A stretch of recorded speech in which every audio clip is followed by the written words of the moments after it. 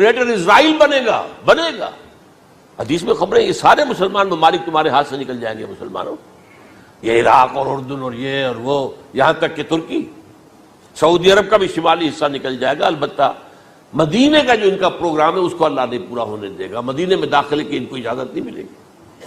بہرحال یہ سارا کچھ ہونے والا ہے۔ وہ وقت بھی آنے والا ہے کہ حضور کی ایک حدیث کے مطابق ایک شخص کے 1000 بیٹے ہوں گے تو 999 ختم ہو جائیں گے، ایک بچے گا۔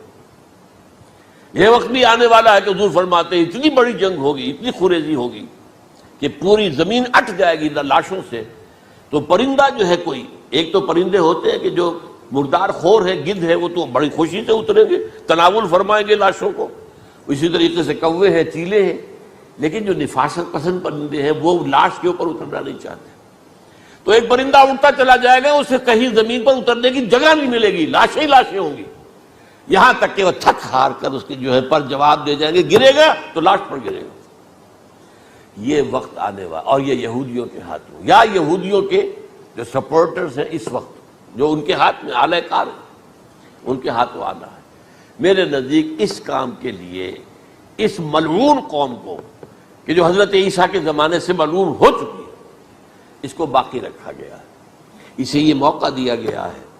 اس نے اسرائیل بنا لیا ہے، تقریباً 2000 سال کے بعد وہ دوبارہ آ کر آباد ہوئے اس سرزمین میں جہاں سے نکال دیے گئے تھے 70 عیسوی کے اندر۔ یہ سارا کچھ کیوں ہو رہا ہے؟ ان کا یہ استثناء کیوں کیا گیا؟ یہ بڑی تلخ بات ہے، یہ یاد کر لیجیے۔ کیونکہ یا تو قوم اسی وقت ہلاک کر دی جاتی، جیسا کہ ہوا قوم نوح، قوم ہود، قوم عاد، قوم ثمود، قوم شعیب، یہ ہوا کہ نہیں ہوا؟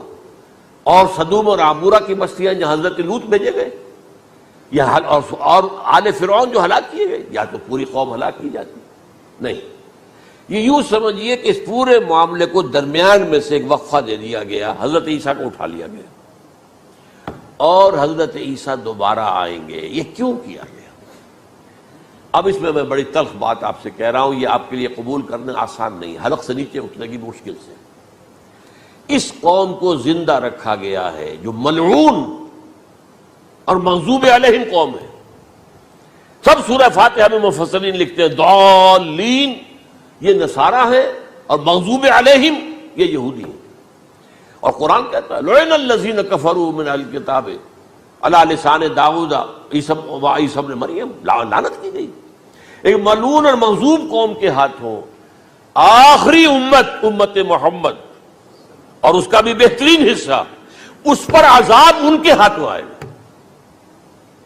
عربوں پر عذاب یہودیوں کے ہاتھوں، اس لیے ان کو بچایا گیا۔ یہ میں نے کئی دفعہ واقعہ سنایا، مولانا اسلائی صاحب بتایا کرتے تھے، کیونکہ وہ راجپوت تھے، یو پی کے راجپوت، مشرقی حصے کے، کہ ہمارے ہاں کوئی نوجوان اگر کوئی بڑی گری ہوئی حرکت کرتا تھا تو اس کے سر پر چمار کے ذریعے، چمار کے ہاتھوں جوتا لگوایا جاتا تھا۔